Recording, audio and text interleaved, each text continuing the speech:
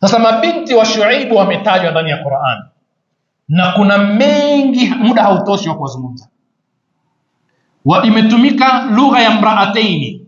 Mwenyezi Mungu anasema Musa alipokimbia Misri kuelekea asikokujua, maanake Musa hakuwa amekusudia kwenda Madian, yeye alikusudia kukimbia mji. Akafika maeneo hayajui na hawamjui. Katika maeneo ambayo ilibidi yakae sasa ni pale alipoona hapa kuna mji karibu, kwa sababu kuna umma wa watu wanachota maji kwenye kisima. Akaona hapa mimi sitokosa pakufikia. Mungu anasema wajada ummatan minan nasi yasqun, umma mkubwa wa watu wanachukua maji wananywesha. Wa wajada min dunihim imra'ataini tadhudani, pembezoni akawakuta wale umma wanaume kuna imra'ataini, wanawake wawili, tadhudani, wanazuia wanyama wao wasitanganyikane na wa wengine. Nabii wa Mwenyezi Mungu lile halikumfika, akatulia, akaona hawaendee, akawauliza ma khatubukum, mna nini? Wakasema hivi, qalata, wakasema wale wawili, la nasqi hatta yusdira ar-ri'a'u wa abuna shaykhun kabir, sisi hatuwezi kwenda kuchota maji pale na hao wanaume tukapigana vikumbo, tunangojea wamalize hawa wafugaji, wakimaliza sisi tutachota, itakuwa zamu yetu. Qur'ani inasema fasaqa lahuma, akawachotea yale maji, thumma tawalla ila dhilli, akaenda akakaa chini ya mti. Sasa hawa mabinti wawili wametajwa kutokana na majukumu na mambo ambayo dunia inaweza kujifunza. Ndio nikasema kwamba ni mengi sana, tumewahi kuyazungumza katika surati Yusuf, wakati fulani tulisoma, lakini kwa kudokeza tu, ile tabia ya kujitenga tu na wanaume ni darasa la kujifunza walimwengu. Wajada min dunihim imra'ataini tadhudani, wamejitenga, hawataki kuchanganyikana na wanaume. Hili ni darasa moja, namba moja. Yako masomo mengi ya kujifunza katika hawa wanawake waliotajwa, mabinti wa Shuaib. Sisi tangu tunasoma shule, sijui sasa hivi vijana tukisoma shule zile, kwanza mwalimu akiingia akiwaona wanaume wamekaa peke yao na wanawake peke yake ni makosa, machanganya. Sijui kama nani amewahi kuishi mazingira hayo. Lazima wanaume na wanawake mkae pamoja. Mnajitenga kwa nini? Lakini kule kutotenganishwa watoto wa kiume na wa kike inaleta maafa sana. Maafa namba moja ni kuwepo na uhusiano wa kijinsia. Siku hizi mnasema mahusiano, uhusiano wa kijinsia, na mabalaa yanajitokeza sana, kwa sababu ukiweka sumaku na sumaku lazima ni kawaida, sio?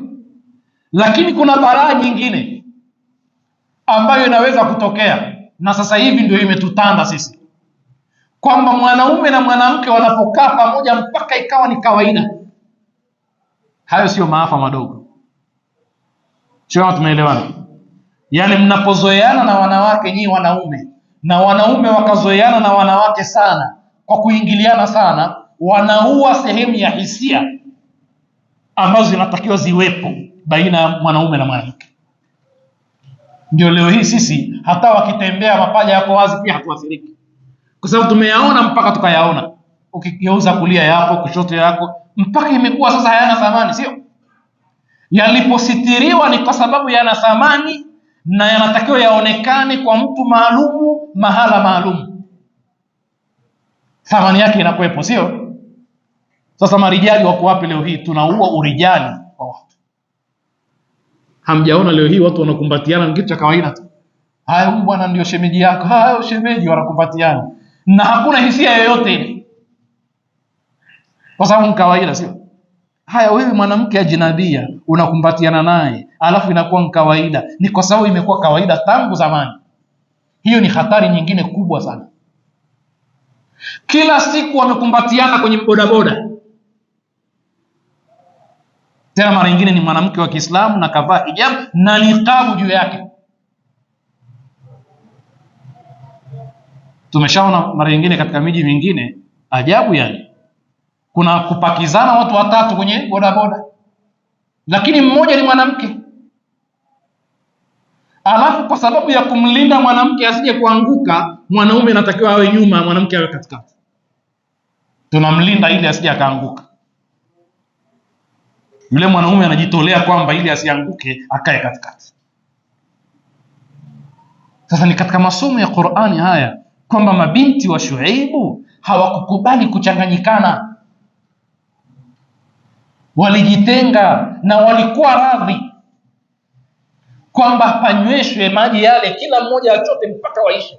Na Qur'ani inasema ni umma wa watu, lakini wako tayari wakae wanazuia mifugo yao mpaka jamaa waondoke ndio iwe zamu yao. Haya, mwanamke gani anaweza namna hiyo? Ukienda stendi wako katika changanyikeni stendi. Na mara nyingi tunasema tusiwalaumu tukaamini kwamba wanavunja maadili. Utagundua kwamba kuna mahala mwanaume hajabeba majukumu, kwa sababu hawa ni wake za watu, hawa ni dada za watu. Kaka zao wako wapi mpaka wao wametoka? Waume zao wamewajibika nini mpaka wao ikabidi watoke? Kwa ile changanyikeni ile sio Uislamu. Sawa sawa ni katika maeneo ya biashara, ni katika maeneo ya elimu au pengine popote. Hawa ndio wanawake waliotajwa ndani ya Qur'ani, na haya ndio masomo tunatakiwa tujifunze. Kwa hivyo Musa alielewa, akaona kwamba wajibu wangu mimi ni kuwasaidia hawa, nichukue nafasi ya ubaba, nafasi ya ukaka, kwa sababu na wao wametoa udhuru, wakasema wa abuna sheikhun kabir, na baba yetu ni mzee sana. Ina maana angekuwa sio mzee sana, angetoka yeye akaja angefanya kazi hiyo, lakini kwa sababu ya utu uzima ule hawezi kubeba maji hayo, hawezi kufukuzana na mifugo, imebidi tutoke sisi. Kwa lugha nyingine, tumetoka kwa dharura. Kumbe kutoka mwanamke akafanya shughuli za kijamii inaruhusiwa pakiwa na dharura hiyo, lakini alinde mipaka, awe na mipaka.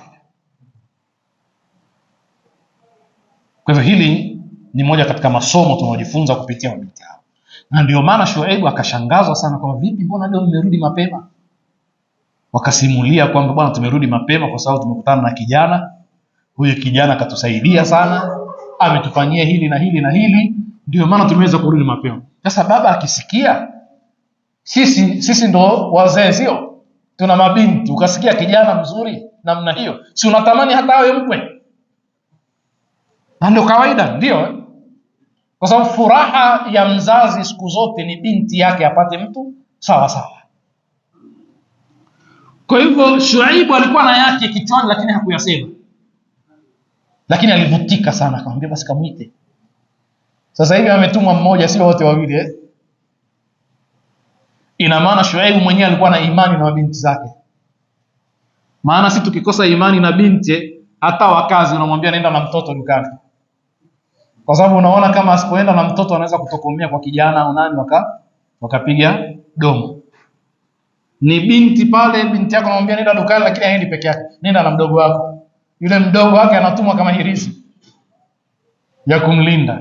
Lakini kwa bahati mbaya kuna kibaya kinachotokea kuliko pengine angeenda mwenyewe nafuu, kwa sababu atazungumza na yule kijana, kisha atamwambia unaona niko na huyu bwana siwezi, kisha yule mtoto atajifunza baya zaidi, ataona sinema ile ambayo itamuathiri vile vile. Lakini Shuaibu amewalea watoto vizuri, anajua kwamba siogopi. Maana unajua hakuna miji wakati huo kwamba ni miji mikubwa anaonekana na watu, la,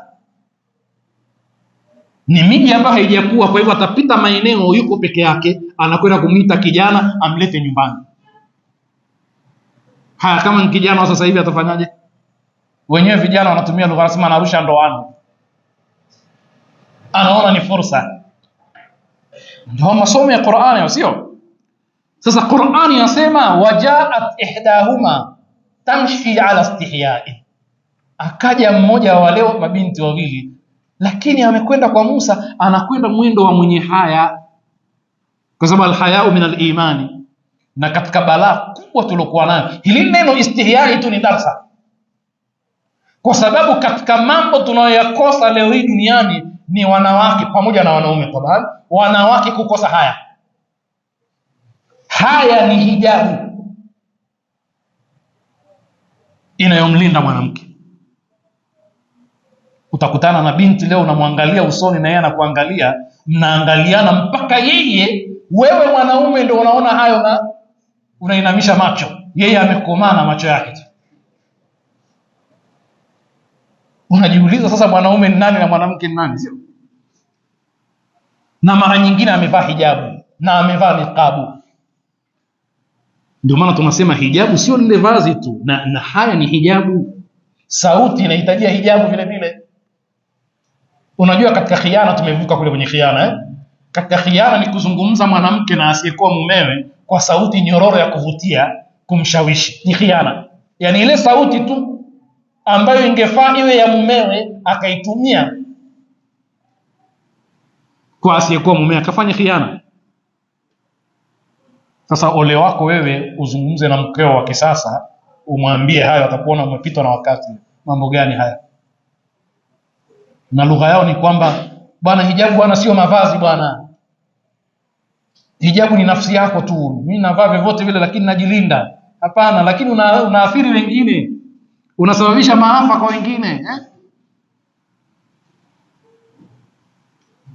Kwa hivyo haya hakuna. Wajaat ihdahuma tamshi ala istihya, ana haya, mwendo wa haya. Ukimuona mwenyewe unahisi kwamba huyu ni mwanamke.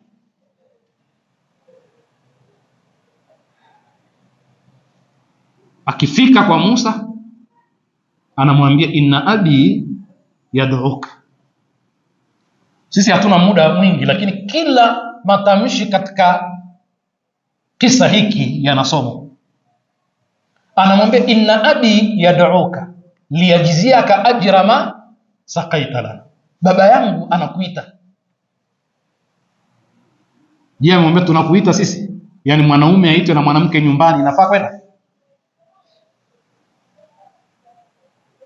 Wewe ukiitwa na mwanamke ambaye haujui pakoje kule nyumbani, unakwenda? Baba utakwenda, ndio usasa, sio? Lakini huyu anamwambia kwamba anayekuita ni baba yangu nyumbani, na heshima ni kuitwa na mwanaume katika nyumba, sio kwenda kwenye nyumba ya mwanamke. Lakini anakuitia nini? Liyajiziaka, akulipe. Musa hakutaka malipo, wala lengo lake halikuwa kulipwa, lakini alijua sasa nishapata pa kufikia. Kwa sababu yeye alipokuwa chini ya mti, thumma tawalla ila dhilli, alipokuwa chini ya mti kwenye kivuli, hajui afanye nini, aliomba dua. Na dua yake ilikuwa hivi: Rabbi inni bima alima an'amta alayya min khairin faqir, ewe Mola wangu mlezi, lolote lile utakalonineemesha la khairi mimi nalihitajia. Hapa nilipokuwa niko mwenyewe, na tumewahi kuzungumza huko nyuma kwamba unaona ihsani inavyolipa. Yani kwamba yeye kawasaidia wale mabinti, matokeo yake kapata wenyeji. Ikiwa wewe kila unapotoka nyumbani kwako upiti mtu unamsalimia, kesho hata ukiharibikiwa ni gari, watakuja watu kusukuma gari, sio? Leo unapita hata uwajali, kesho ukiharibikiwa na wao wanakusalimia tu sana, wakifanya watakusalimia. Ihsani inalipa kwa lugha ya vijana, sio? Wema unalipa, hauozi. Ndio maana yule Hatimu Tai alikuwa katika zama sio za Kiislamu, za jahilia, lakini alikuwa mkarimu sana. Mtume katika vita vya Waislamu, mateka walioshikwa miongoni mwa hao ni mabinti wa Hatimu Tai, mtu ambaye hakuwa Muislamu jamaa, lakini alikuwa maarufu kwa ukarimu. Mtume akasema waachiwe hawa. Kwa nini waachiwe? Baba yao alikuwa karimu sana, na si lazima tu fanye ukarimu kwa mabinti hao. Na katika Qur'ani kuna maelezo yanayoonyesha kwamba ukiwa mwema unaacha huku kwa watoto wako athari za kufanyiwa wema na jamii. Simshaye kuona haya kadhaa, sio? kwamba usidhulumu watoto wa watu mayatima, wajalie chochote, wasaidie, kwa sababu ni madhaifu, na uogope kwamba ukiacha nyuma yako dhurriyatan dhi'afan khafu alayhi, ukiacha kizazi dhaifu kitafanywaje naye. Yani Qur'ani inatufundisha kwamba ukisaidia watoto wa watu dhaifu katika jamii, mayatima, na wewe ukiondoka ukaacha kizazi cha watu dhaifu, jamii itawasaidia.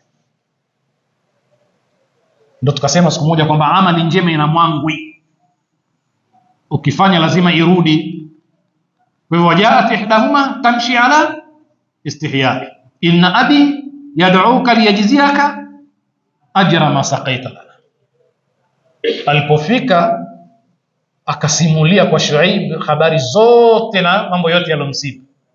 Shuaib akamwambia, najauta min alqaumi adh-dhalimin, wewe ushaokoka na madhalim. Ili mradi huyu binti wa Shuaib, namalizia darasa yetu kwenye kipengele cha binti huyu leo, aliona vile vile kwamba huyu bwana anafaa kuwa nani? Mume. Lakini kwa kuwa ana haya, hawezi kumwambia baba yake, bwana niozeshe bwana, huyu mbona anafaa.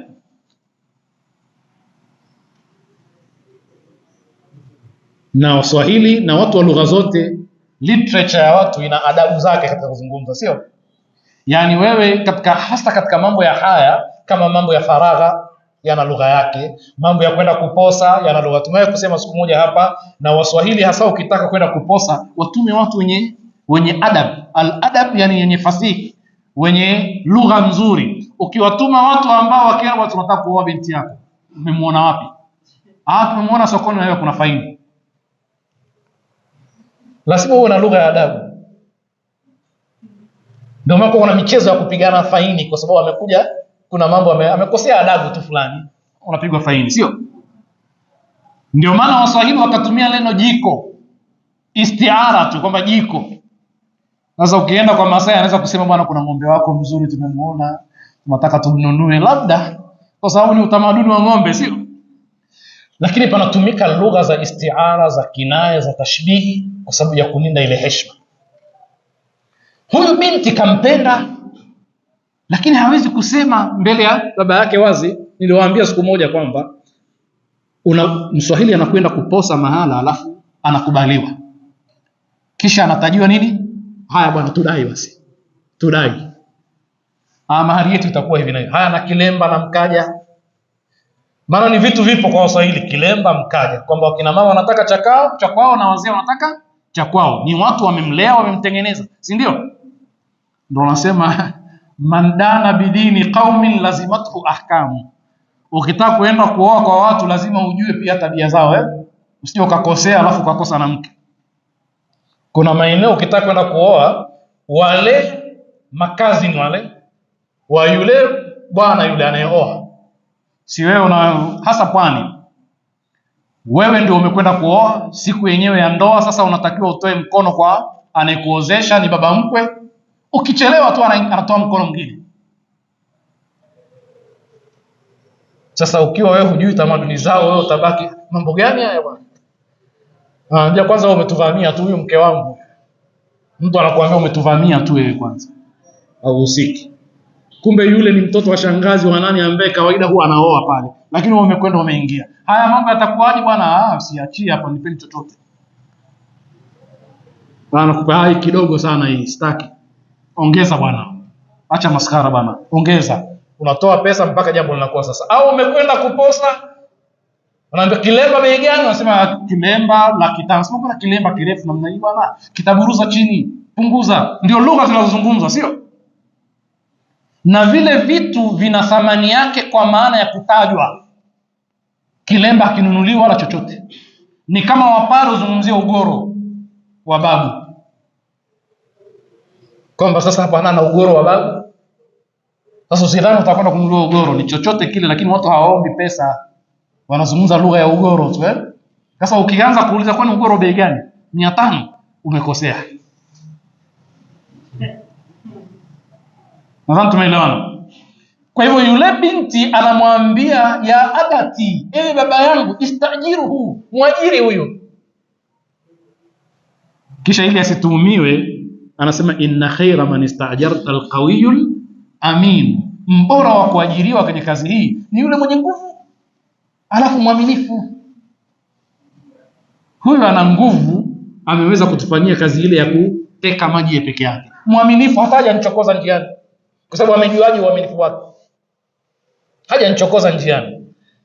Sasa hakuweza kusema babangu niozeshe, huyu anafaa kuwa mume. Hapana.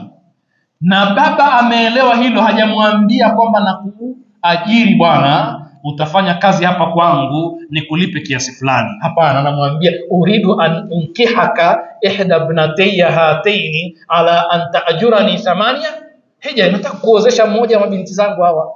Kwa hiyo lugha ya ajira haipo, ni lugha ya kuozeshana. Ndugu zangu, leo tutakomea hapa ili tuweze kuendelea katika darasa yetu kesho inshallah.